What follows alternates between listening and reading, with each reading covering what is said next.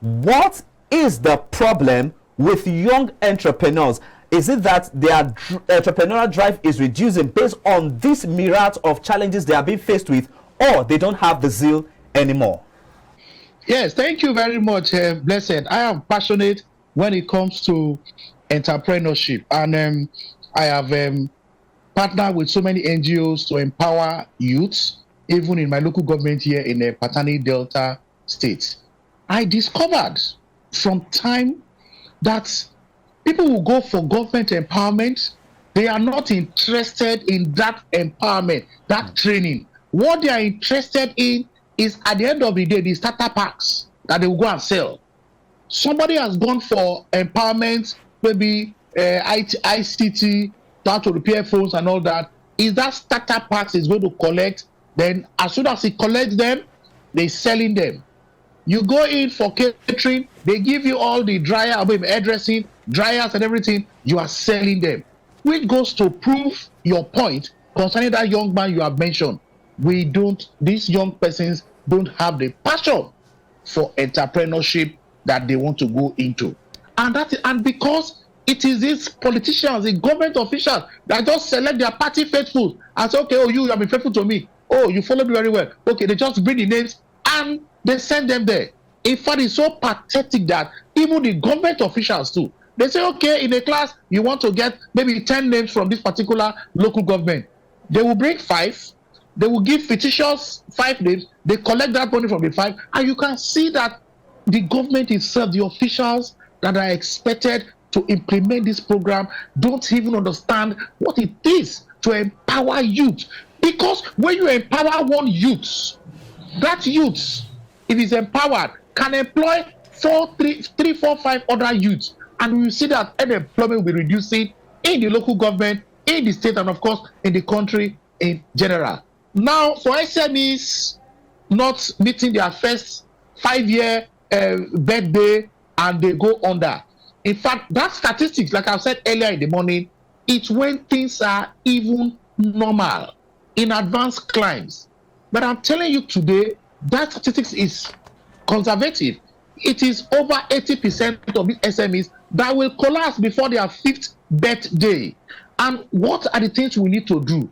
First of all, I have identified it, and I have spoken about it several times in my local government, in my state, that when you want to empower youth, it is not just for the sake of political issue. It should be for the essence of creating that environment for youth to identify their talent, for youth to have passion for what they want to do. Somebody has a passion to repair phone, and you see that passion. So first of all, you need to get experts to understand this youth, what particular area of entrepreneurship they are good in.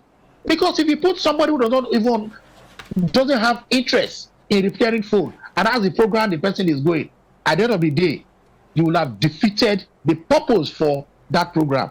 Then most importantly, again, one key factor that is very important, it is the empowerment in terms of financial literacy.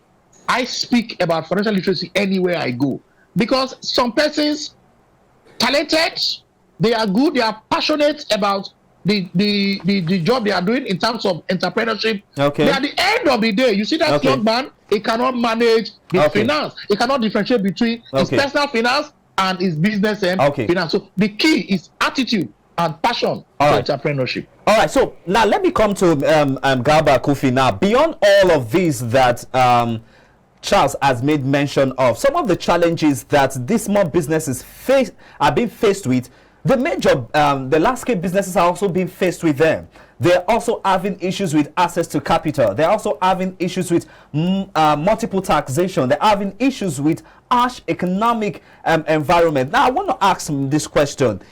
Is our operating environment truly business-friendly, either to small-scale or large-scale businesses? Okay, irrespective of our situation, there is opportunity for the successful of SME. I believe that we can borrow from the study done by Harvard University, which says that one of the best entrepreneurs practice is the Imo entrepreneurs practice. especially a number of people. They train you from nothing. After some time, they set a shop for you and you become successful.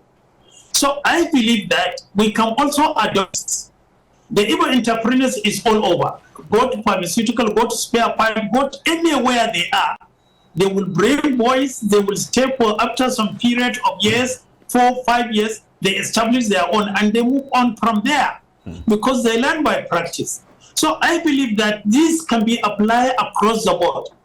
If it is barbing you want to do, go to the barber, stay for 2 to 3 years. When we are satisfied, you will learn it, you know how to do it and manage it, we establish a shop for you. If you are a tailor, go to a tailor. So that entrepreneurs that are adopted by the Igbo practice, especially a number of people, it can be across the board country, and you see many of the SME will be successful if we apply that one.